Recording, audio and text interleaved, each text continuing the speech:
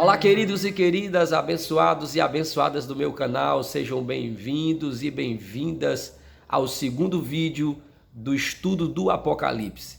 No estudo de hoje, nós iremos aí estudar, e eu já deixo esse esclarecimento, nós iremos estudar a primeira igreja do capítulo 2, tá? E aqui eu já quero trazer uma boa notícia para os que estão gostando, né, desses muitos dias de estudo da palavra. Nós não terminaremos Apocalipse em 22 dias. Isso é impossível.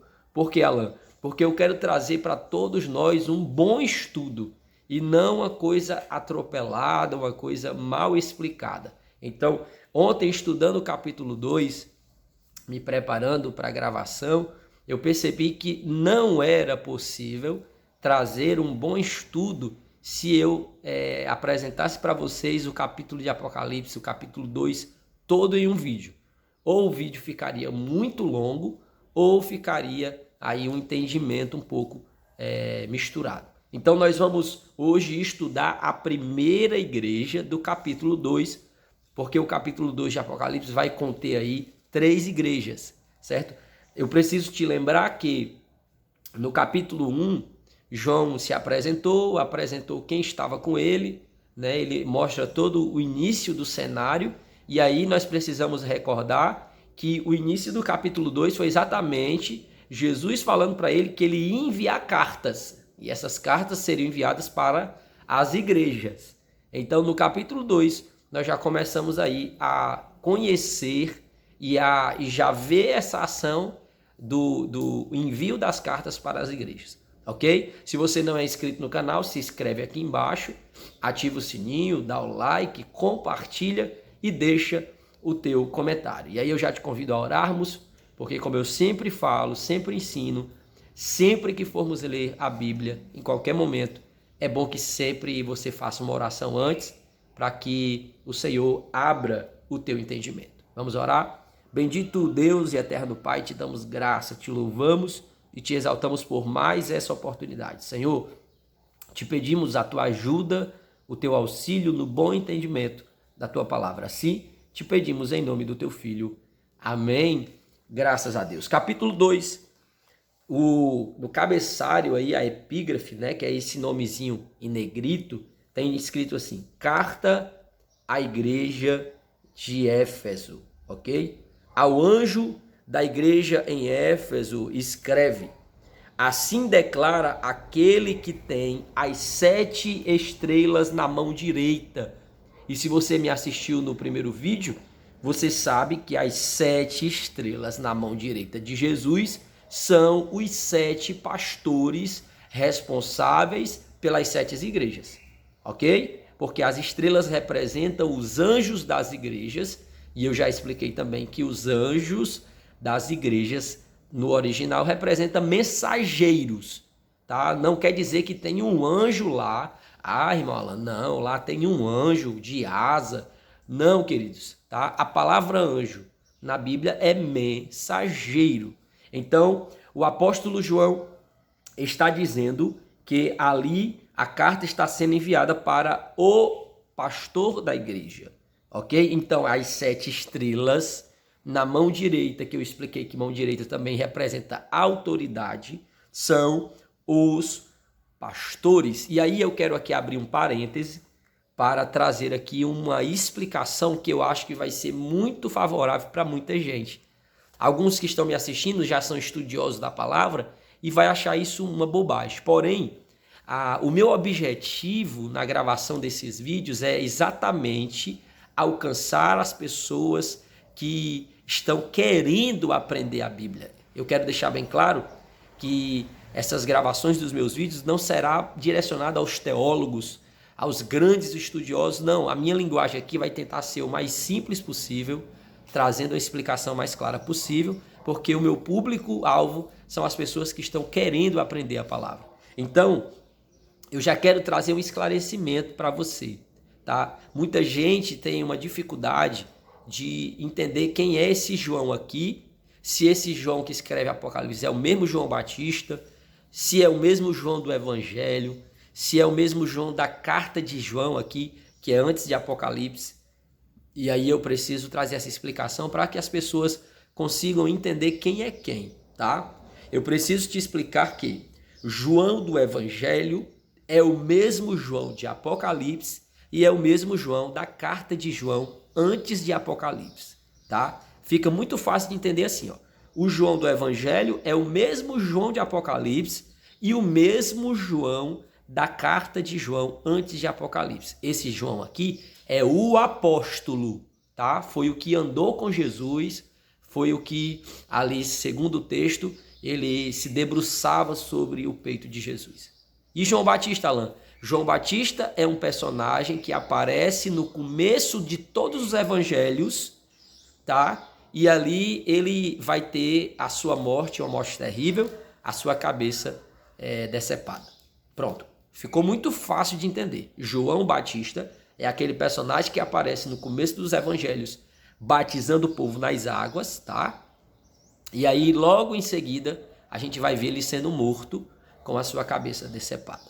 Pronto. Então, não é a mesma pessoa e fica muito claro quando você entende que o João que escreveu o Evangelho é o mesmo que de Apocalipse e o mesmo das cartas de João antes de Apocalipse. Ficou claro? Então, fechando parênteses sobre essa informação, tá? Voltamos aqui para a leitura. Então, eu falo que as estrelas na mão direita são os pastores. E ele diz, e ando no meio dos 7 candelabros de ouro. E os 7 candelabros são as igrejas. Ok? Isso aqui nós aprendemos no capítulo 1. E aqui Jesus começa a falar diretamente com a igreja. Ele vai dizer, conheço as tuas obras. E aqui eu quero fazer uma aplicação. Eu falei que Apocalipse não ia dar muito para trazer verdades práticas para a nossa vida, mas eu estou enganado, dá sim.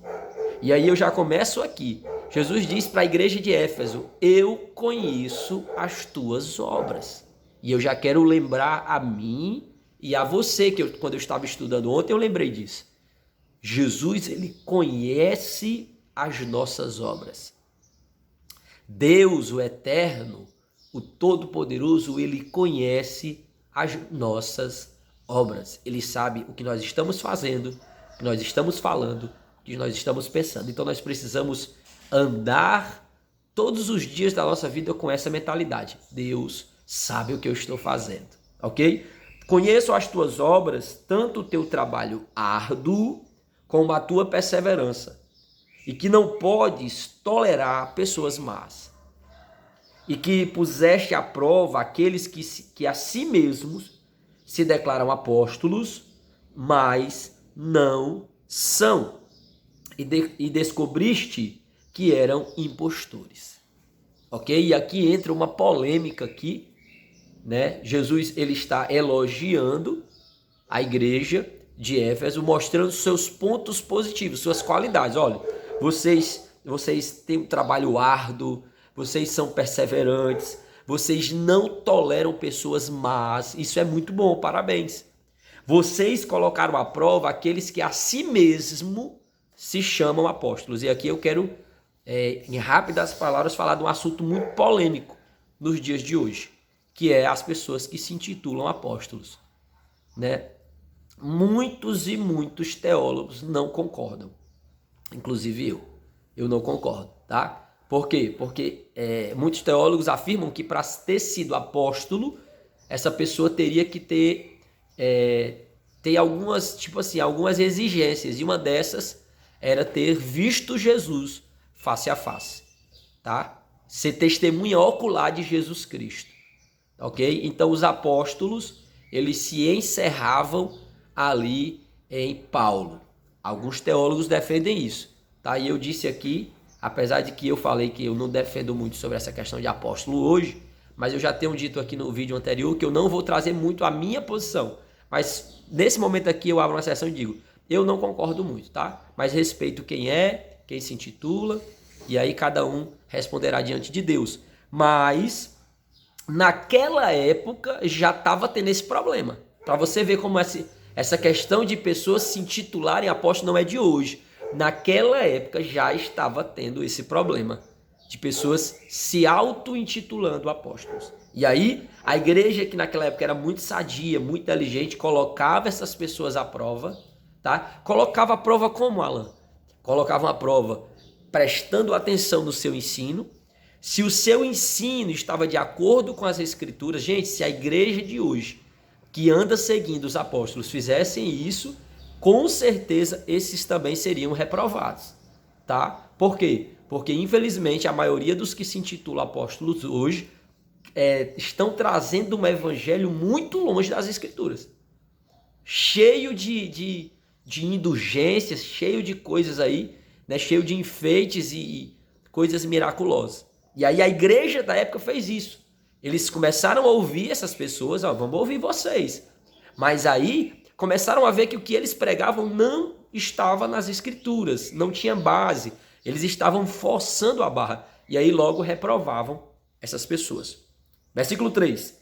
Tens perseverado e suportado sofrimentos de toda espécie por causa do meu nome. E não deixastes desfalecer. A igreja de Éfeso tinha muitos pontos positivos. A igreja de Éfeso aí está mostrando, né, o próprio Cristo revelando todo o estado dela, mostra que ela era uma igreja boa. Versículo 4. Porém, entretanto, tenho contra ti o fato, olha isso, de que abandonaste o teu primeiro amor. Isso é muito forte. Tenho contra ti o fato de que abandonaste o teu primeiro amor.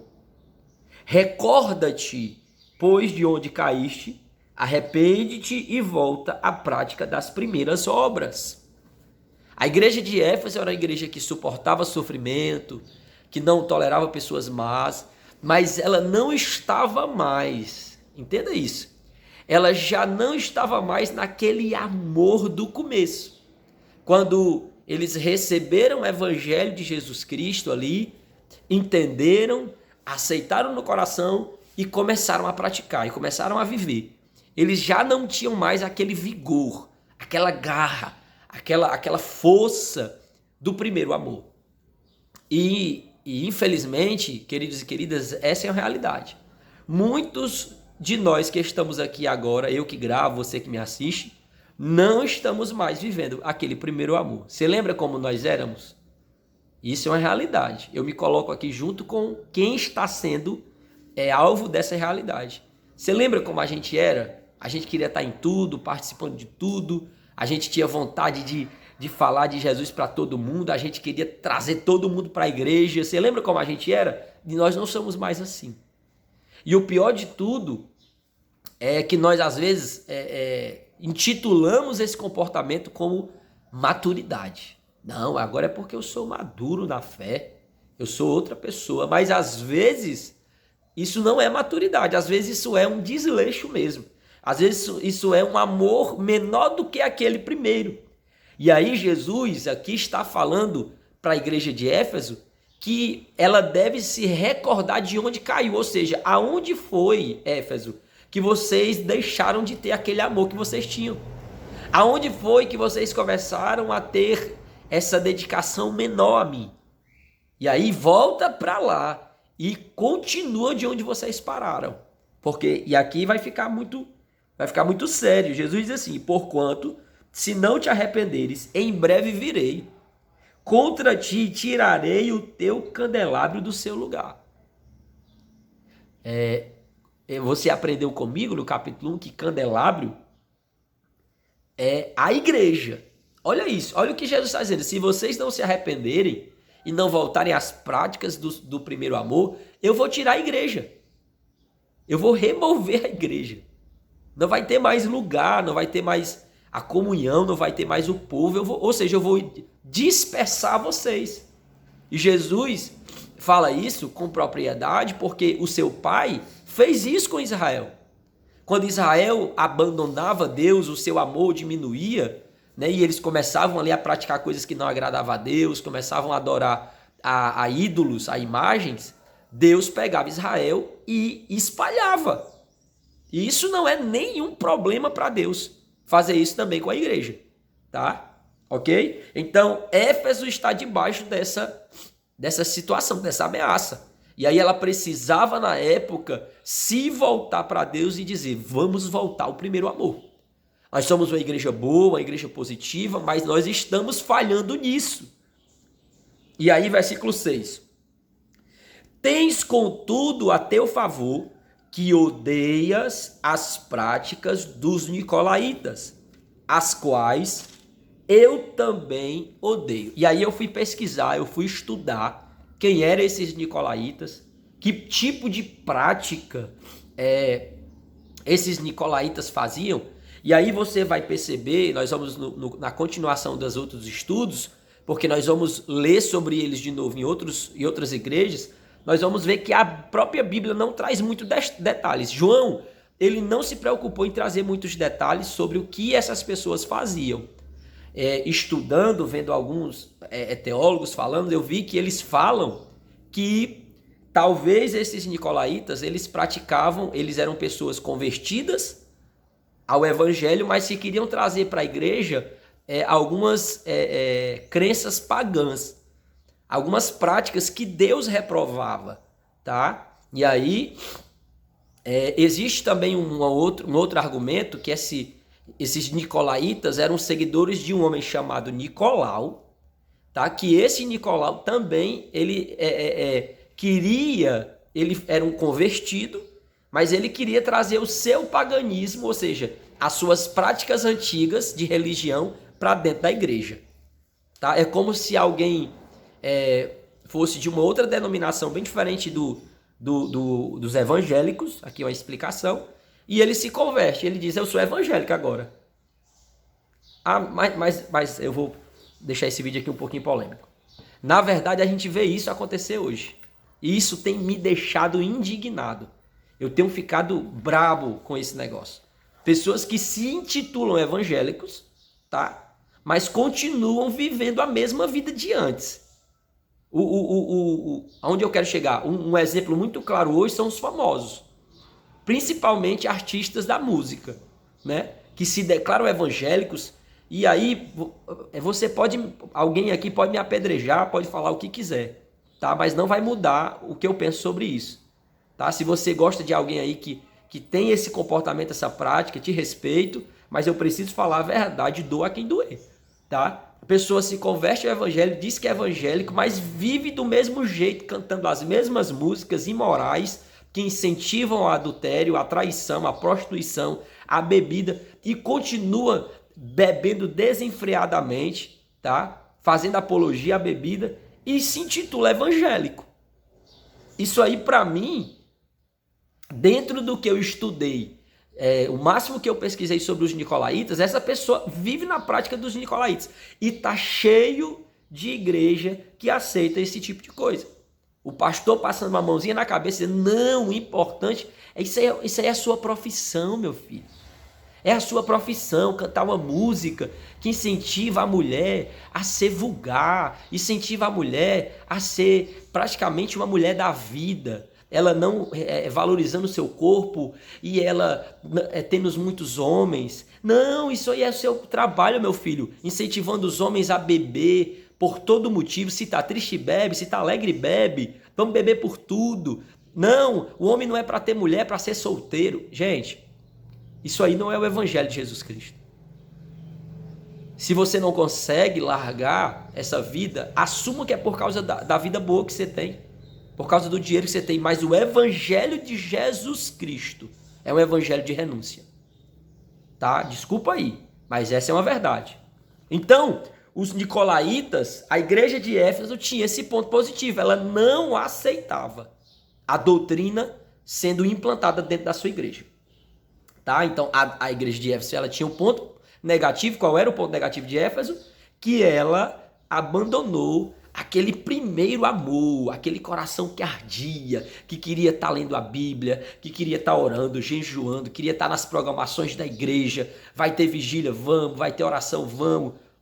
Vamos. E aí, muitos de nós que estamos aqui agora também já caímos nesse erro. E aí precisamos se lembrar de onde nós caímos, nos arrependermos e voltarmos às práticas antigas. Amém, queridos?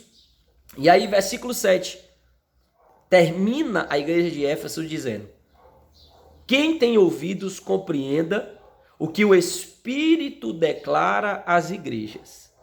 E aí vem a primeira promessa. Uma coisa que nós vamos perceber aqui nas igrejas é que todo final dela vai ter uma promessa. E aí nós precisamos tomar posse dela. Amém? A primeira promessa, que é para a igreja de Éfeso, Jesus vai dizer ao apóstolo João: ao vencedor darei o direito de comer da árvore da vida que está no paraíso de Deus. Ao vencedor darei o direito de comer da árvore da vida que está no paraíso de Deus. E aí, queridos, nós precisamos entender aqui, não é o que está vencendo, é ao vencedor. Jesus está falando que quem vai usufruir dessa bênção é aquele que perseverar até o final.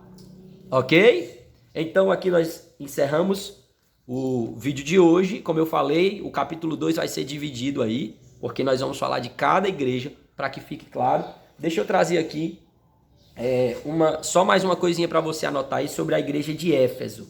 A palavra Éfeso significa desejável, tá? Isso aí é a tradução original da palavra Éfeso. Então, coloca aí na tua Bíblia, coloca no teu caderninho, aonde você está escrevendo. A palavra Éfeso significa, tá, desejável, ok?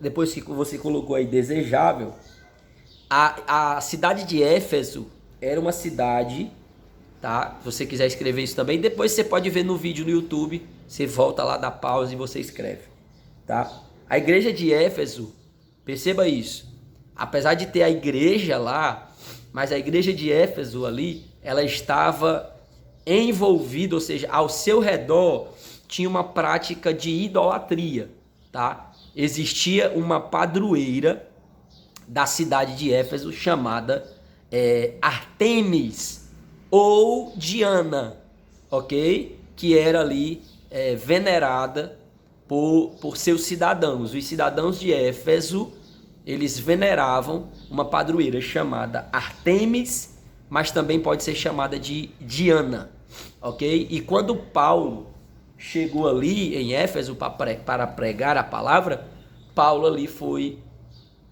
no final das contas, Paulo foi expulso da cidade, porque ele começou a falar sobre um único Deus que só queria adoração para ele, e aí os cidadãos ficaram doidos. Por quê? Porque eles estavam percebendo que Paulo estava pregando contra a sua padroeira, ok? Então só essas informações, e aí nós encerramos o estudo de hoje, tá? Espero que você tenha aprendido alguma coisa, que tenha te feito bem aí, tá? Que você tenha tirado algumas lições e que venhamos voltar à prática do primeiro amor, queridos e queridas, tá? Para que a gente também não venha ser exortado pelo nosso Deus. Vamos orar agradecendo a Deus por mais um estudo. Bendito Deus e eterno Pai, te damos graça por mais esse estudo. Muito obrigado por mais um dia, Senhor. Que o Senhor continue nos dando força para seguirmos todos esses dias, assim como passamos 150 dias estudando os Salmos, que venhamos estudar todos esses dias o livro de Apocalipse. Assim, Pai, eu te peço uma bênção especial sobre todos que me assistem agora. Que o Senhor venha abençoar essas vidas, que o Senhor venha, como está escrito no texto que estudamos hoje, que o Senhor venha nos levantar e nos tornar, fazer voltar ao primeiro amor. Assim, Pai, em nome de Jesus, nós te pedimos todas essas bênçãos e te agradecemos em nome de Jesus. Você diz amém? Que Deus te abençoe e até o próximo vídeo, se Deus quiser.